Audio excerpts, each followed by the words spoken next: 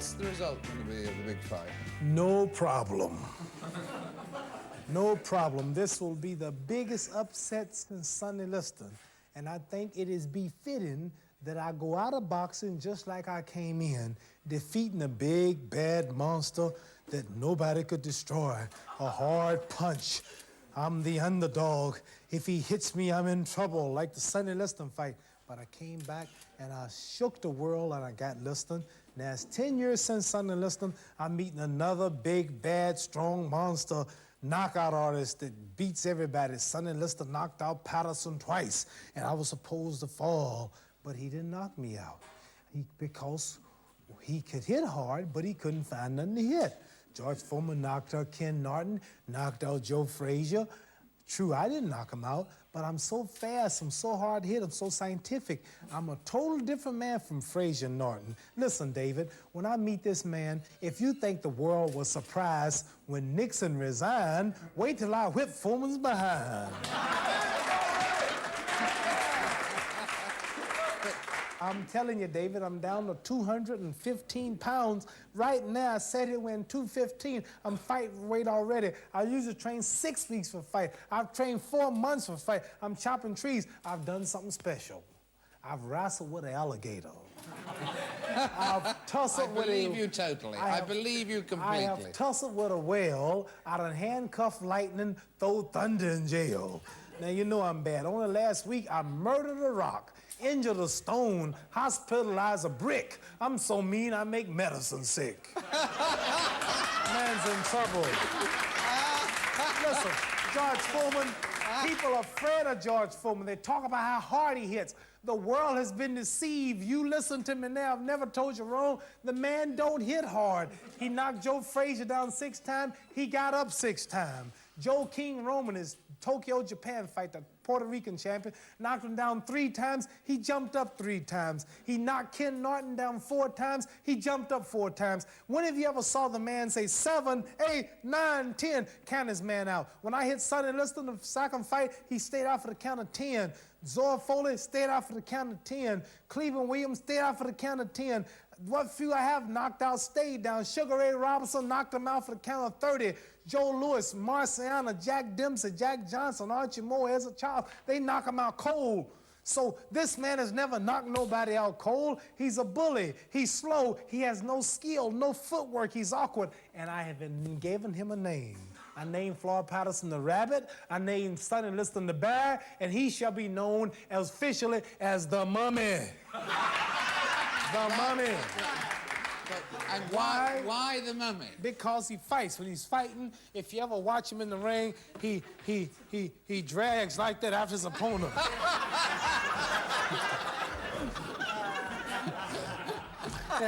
And how's a mummy gonna catch me? When you're fighting a mummy, you just keep a step ahead of the mummy. See? Just move on the mummy. No, mummy, I'm over here. No, mummy, I'm over here. Yeah, no, you're moving too fast. The mummy don't move that fast. Well, Let me tell you something, David. I shall be the mummy's curse that night. Have you heard of the mummy's curse? Have I heard of the Mummy's Yes, Curse? I saw the movie. It's gonna be some fight. The greatest fight, the greatest event of all times. When I get to Kinshasa, Zaire, in Africa, 2 billion people will watch the fight, and that's 10 times the population of America. That's like a country 10 times bigger than America. 2 billion people, I found out, will fill, to give you an idea how many people it is, 2 billion people will fill an arena of 100,000 seats every night with new faces for 170 years. That's a great 100,000 people every night, new faces for 170 years. And I drove that crowd, not George Foreman. It's my beautiful looks. It's my skill. It's my humbleness. Your beauty and your humbleness. I think, first of all, it's your humbleness, and then it's your beauty, isn't it? I mean, because when you look in the mirror in the morning, it must be just a wonderful experience. You know, I've been in the ring, David, now for probably 20 years, and I'm as pretty as you, and you announce so. And slightly fitter. Which round is it going to end? I'm not predicting the round. Could, but it puts me on the spot, because you worry about trying to predict a round, and you might get him early, and you call yourself carrying him until that round, or you might slip up and get hurt. It's too much pressure. I predict, David, that I'm going to outdance him, I'm gonna stick him. I'm gonna be 3 times as fast. I'm gonna punch him at will. I might not knock him out cold, but I'll TKO him. I predict a TKO. I predict that the fight will be stopped on cuts or bruises or been humiliated. Humiliation will stop this fight. The referee will just step in and stop because I just be popping him, popping him, sticking him, moving, and I'm constant popping him in wheel until the man just have to stop it. You mean it's going to be the first world title fight ever stopped on the grounds of humiliation? No, they've stopped a few of mine for that, and they've stopped other ones. But I'm serious. This man have 2 chances, slim and none. The man don't stand a chance. When Muhammad Ali is in shape, when Muhammad Ali is dancing, Ken Norton broke my jaw in the first fight, and I was flat-footed, and they knew I was washed up. 32 years old, 222 pounds, couldn't train no more, Cosell and the critics were saying, and I was finished. Second fight, my jaw was mended. It was going to get broke again. I might dance a few rounds because I lost weight, and I probably lost it from not eating, they said. And 12 rounds I danced that night. They were counting on me cutting out in 4 or 5, but I counted dance 12. Joe Frazier, the second fight. 3.5 years I was off, I still beat Frazier. They gave me the decision. I know I beat him. 3 years later, which means I'm 6.5 years off from the day they took my title. I was considered over the hill when they took the title. Now here's 6.5 years from that day, I danced 12 rounds at Joe Frazier. They figured I'll stop dancing in 7 or 8, maybe, and Joe finally relentless pressure, body punches, attack me. I'll poot out and he'll beat me. But I danced for 12.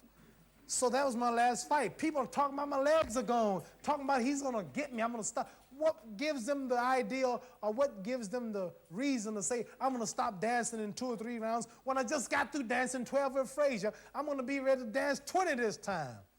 The man is in trouble. The man He's is got in problems. trouble. He's got problems. Have you done anything special, apart from wrestling with an alligator, in addition to that, have you done anything special this time? Nothing, Diets? not just boxers, any athlete have to refrain from anything that that's bad for his health.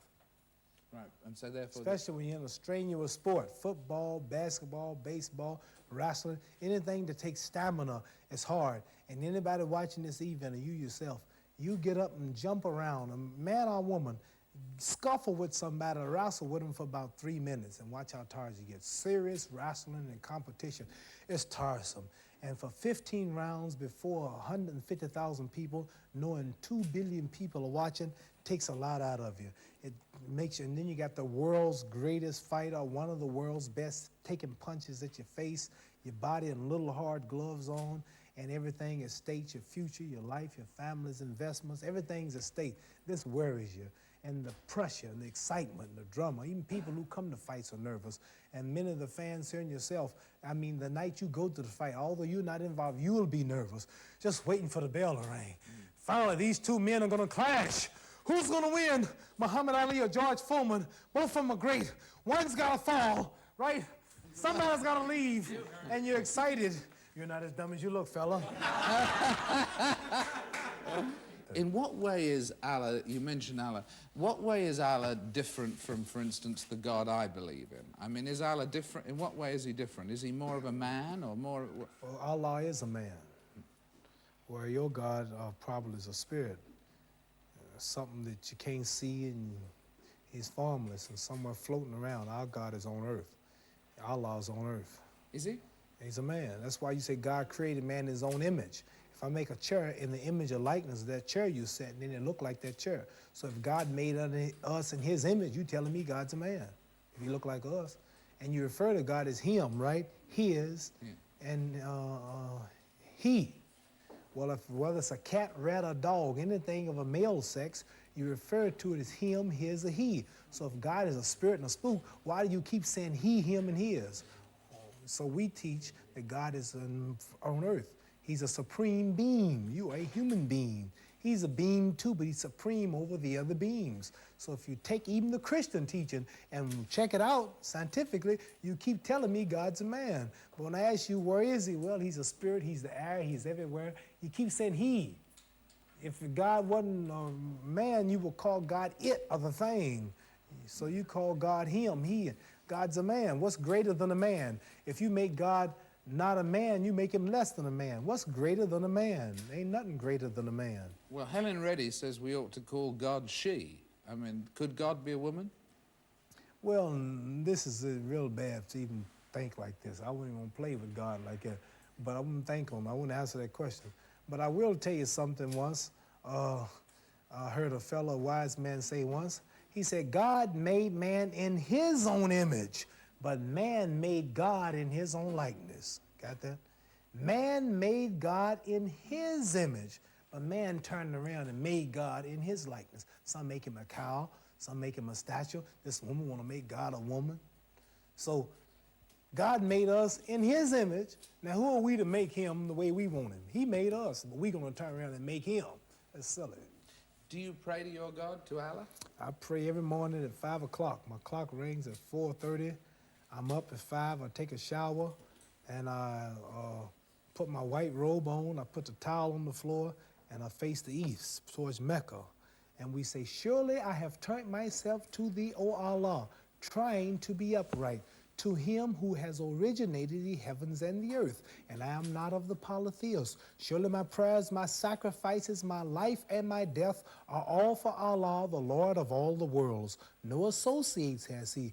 This am I commanded. I am of those who submit. O Allah, thou art the king. Thou art my Lord, and I am thine servant. I have been greatly unjust to myself, and I do confess my fault. So please grant me protection against all my fault. For none grants protection against faults but thou.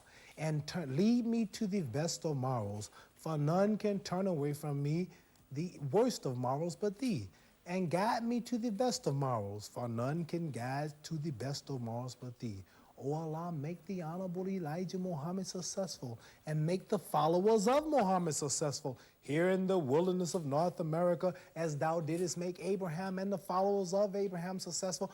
For surely thou art praised and magnified in thy midst. O Allah, bless Muhammad and bless the followers of Muhammad here in the wilderness of North America, as thou didst bless Abraham and the followers of Abraham, for surely thou art praised and magnified in thy midst. And ain't nothing no beautiful than getting up in the morning, brushing your teeth, washing out your mouth, taking the sin and the evil out that you've gotten from this world, comb your hair, wash the dirt out of your hair, clean your ears, all parts of your body, put a clean white robe on, don't even stand on the dirty floor, stand on the towel, no shoes on, facing the east, asking the originator of the universe to make me better, make me stronger, give me more power. This is done 5 times a day when I can, especially when I go to bed, another bath, another shower, clean my mouth, pray, and at 5 in the morning, this goes on. And when I'm right. Now, I didn't do that for the first Frazier fight, nor the first Norton fight. Really? No, sir. My head got big, and I started thinking it was my training camp and my boxing ability that kept me where I was at, and God punished me, and he gave me a good whooping. He broke my jaw in the second fight, and he got me whooped and knocked down in the Frazier fight, and I realized I wasn't that great after all, so I had to get not only together physically, but spiritually. For this fight, I've prayed every day for 5 days, 5 times a day for the past 4 months, and everything is perfect. And if Allah's with me, it ain't no way no man can win. No way. When I got Allah and Elijah Muhammad, can't no human being win. There's no way. No way. Because I'm representing God. I'm representing the freedom of black people in America. I want to be the one black man who stands up and look at white people and tell the truth, who don't sell them out, who don't Uncle Dom, who don't promote cigarettes, don't promote whiskey, take his fame to uplift his little brother in the ghetto, because all the other movie stars and all the other people that you know, like Dinah Curl, one you know, they all are white-minded. They want to marry a white, and they don't think black. And on down the line, the many more I could name, make movies hugging on white women. If they get their fame and they leave their little people. So I'm asking God, Allah, to make me strong, not for me. Don't give me no money. Don't give me the fame. I want to win so I can come home and speak for the brother who's living in rat-infested houses, sleeping on concrete, in the ghetto, can't go on television and speak. So God, I'm your tool. I'm your servant. Let me get this man tonight and go out blasting. That's the way I think. That is an incredible speech, and what you do for black pride is absolutely incredible. This is the way I feel. Yeah, And what you do for black So I'm not pride... fighting for me. I'm looking at George Foreman. I'm looking at the establishment, the flag waver. If he wins, I'm thinking, which is not true, but if he wins, we're enslaved for 300 more years. If I win, we're free. I'm not Foreman, you know that. President Ford. Yeah. Now I see Foreman. I don't see a black man. I see you. Yeah. I see the White House. I'm not the White House either. I see something white. I don't know what it is.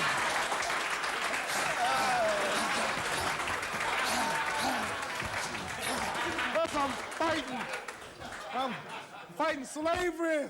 I want to be free. That's what I'm fighting. Okay, you can be free. You persuaded me. No, but you do fantastic. That's the way I think, too. That's the way I think. I just don't be fighting. I think I got to get my mind like this, see? I'm bucking so many odds and I'm a bad man. So, you know, too much for me to handle. I got to call on the supreme being to step in, to intervene. Same with the Liston fight. I did a lot of praying. And same with the draft. Same with the Sacker-Norton fight, the Sacker-Frazier fight. Divine power came in. If you watch the last round of Norton, the last round of Frazier, you'll find that if I lost the last round of Frazier in this fight, I would have lost the fight. You found that if I lost the last round of the Norton fight, I lost the fight. Those two fights, I got a supreme power from the supreme being. I start dancing, I start moving, and anybody watch that fight don't know how Muhammad Ali came back in them rounds, because I prayed heavy and relied on Allah, and I danced. I danced. I was sticking and dancing. I was eating Frazier up in that last round. Ken Norton come back after broken jaw, dancing. He was fast, and I was faster. So this fight, I called on everything.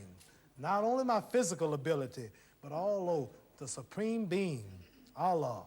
I'm working for him. I'm going into this fight as the servant of Allah, who is the teacher of Elijah Muhammad, who's here to free black people and get them something that they can call their own. And that's why I'm going in his name, Elijah Muhammad, and in God's name to take this title to help influence and wake up my people and unite them and clean them up. Nobody else is doing it. Nobody else big is doing it. So this is, to me, is a holy war. This ain't just no fight with George Foreman, but I'm fighting for the freedom and the equality of the black man of America. And I'm fighting the opposer and the Uncle Tom who is out and bent to keep us down. George Foreman win the fight, he might make a movie Hugging a Blonde next week. I don't know what he might do. He might take that fame and lead our people wrong. If I make a movie, I'd have to hug a sister. See? So I have to hug my own. So I'm going in. It's a spiritual. This ain't no fight no more. This ain't no sport no more. As one man have on the New Time magazine called New Time, says, headline, Can Allah Save Ali? They know it's divine too. Can Allah save Ali? But I mean, the thing is that obviously the first thing that's got to happen is that there's black pride, right? And that you are giving black people all over the world a pride and a self-respect that through Allah and so on they've never had before. But what about stage 2 of this? What about stage 2? You were talking about hugging a blonde and so on. What about stage 2 of it? How do blacks and whites, when blacks have their self-respect, how do blacks and whites get together? Because if they don't get together and live together, we ain't got no world. Get together how? Well, how do we live together? How do blacks and whites live together in peace and get together? Well, number one, the black man wants to become independent, and he's got something of his own, then you can respect one another. You can't respect a man always in your house begging. You feeding him, you clothing him, always around you begging. Don't do nothing for yourself. America must help the slave to go for himself. And Elijah Muhammad says the only way we can get together is to let the slave live to himself, govern himself, marry himself, rule himself, build for himself, and educate himself on some land of his own. A total separation of the races is what we believe is the solution to our problem. Black man on his own land, building for himself. Everybody has a nation but the Negroes in America. But everybody has a nation. This is a bold statement, but nobody else can say this. Everybody has their own country and land but the Negroes in America. You from England, you don't like it over, you can go back home.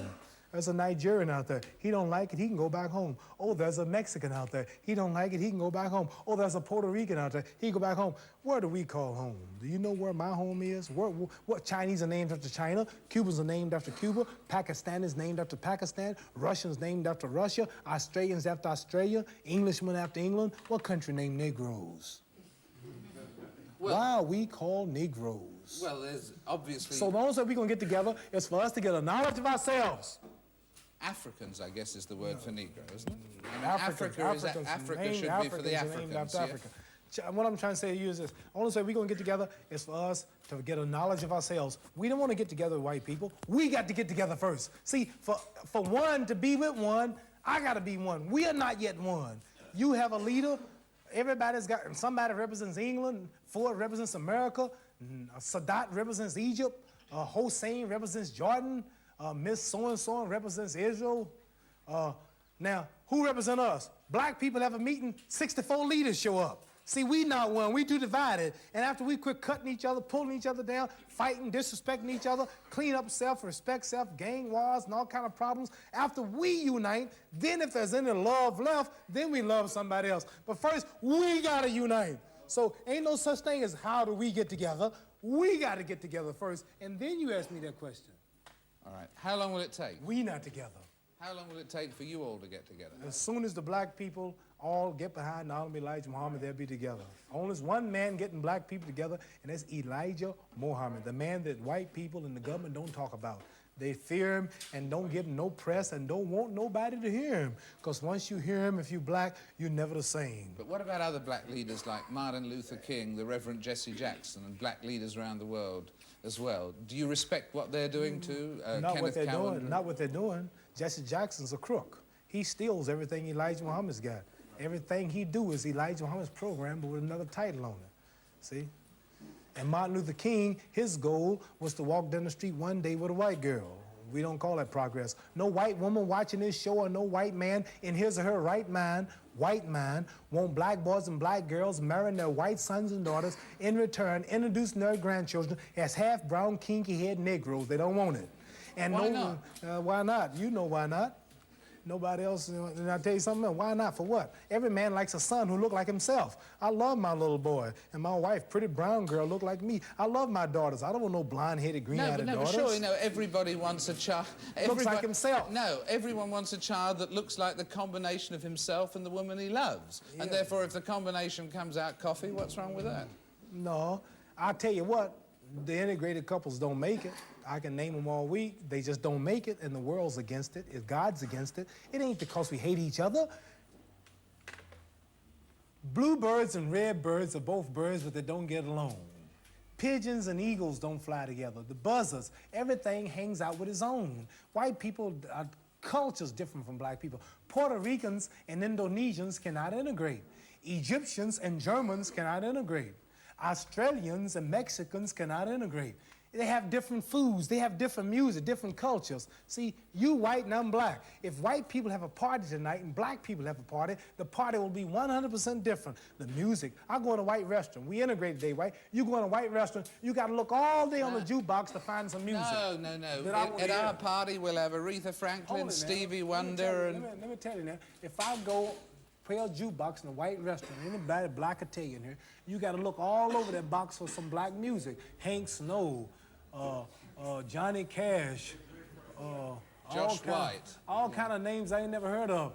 You know, when that train comes around that mountain, when that train comes, and that truck driving around there. So what I'm saying is, ain't nothing wrong with that music, but that fits the white culture. You go in our joints, oh, baby, don't leave. Oh, I cried all night. Who's that running out of my back door, honey? Oh, but see, those are our problems. Then I go to Chinese restaurant, pling, ting, tang, tong, tong, ting. So we can't integrate. Yeah. We ain't gonna never have no peace. The culture, the nature's different. I don't hate you. We can eat in your restaurant. We want to marry your women. We got your women now. It ain't nothing we can't do today. But these things the dog got. I see dogs on television eating out of the same plate with white people. I see dogs in the buses, and they do everything with the dogs. So I ain't getting nothing the dog ain't got.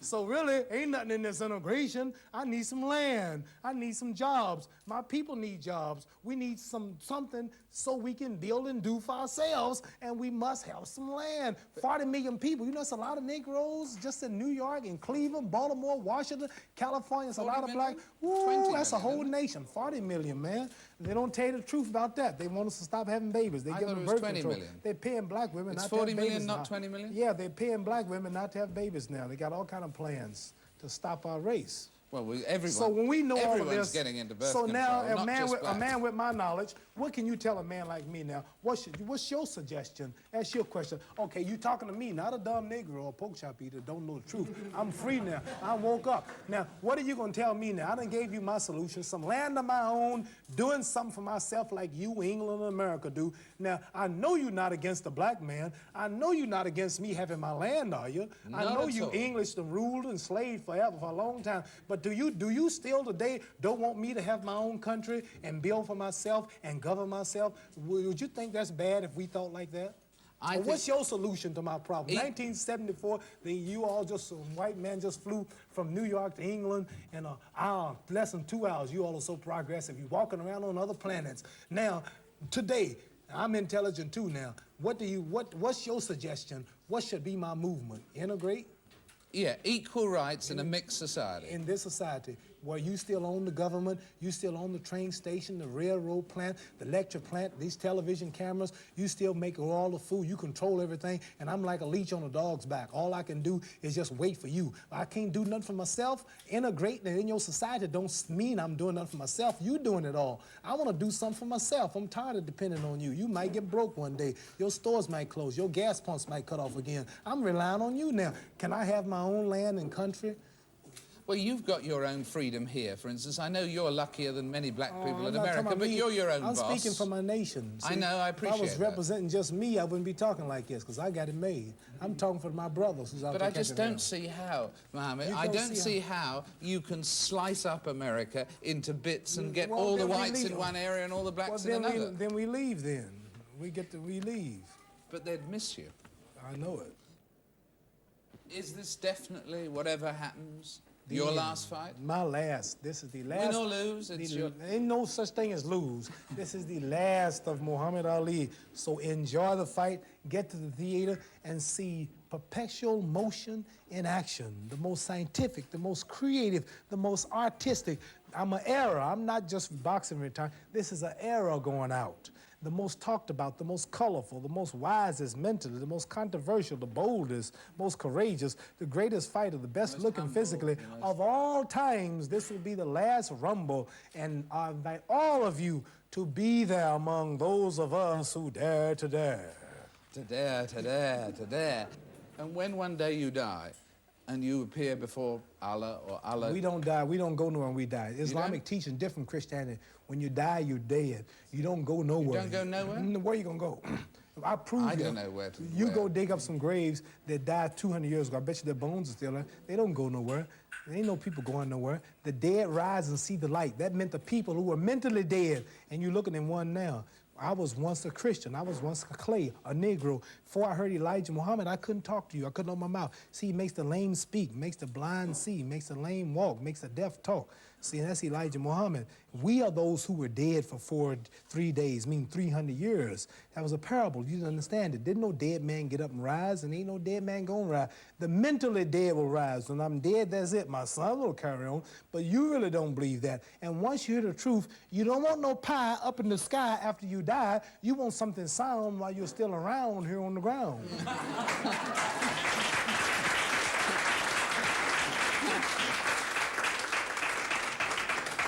I was going to ask you if you've got any poems for our audience, and you've given us one just ad lib. Yeah, I wrote something once, and it's titled Truth. Explains what I'm saying now. You could probably close on this. It says, the face of truth is open. The eyes of truth are bright. The lips of truth are ever closed, and the head of truth is upright. The breast of truth stands forward. The gaze of truth is straight. Truth has neither fear nor doubt. Truth has patience to wait. The words of truth are touching. The voice of truth is deep.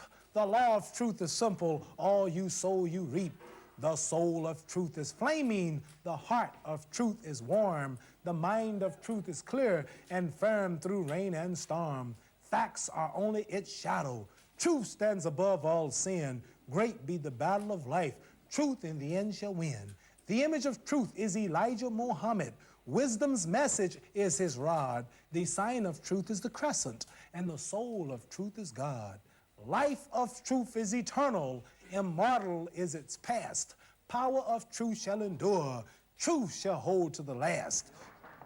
One last question. At the end of your life, whether it was Allah who was saying it, Elijah Muhammad, or whether it was something that someone wrote about you after you'd gone, what's the thing you would most like people to say about your life? He was a great champion, or what? What would you like people to think about you when you've gone? I'd like for them to say he took a few cups of love. He took 1 tablespoon of patience, 1 teaspoon of generosity, 1 pint of kindness. He took 1 quart of laughter, 1 pinch of concern, and then he mixed willingness with happiness. He added lots of faith, and he stirred it up well. Then he spread it over a span of a lifetime, and he served it to each and every deserving person he met. Muhammad Ali, thank you very much.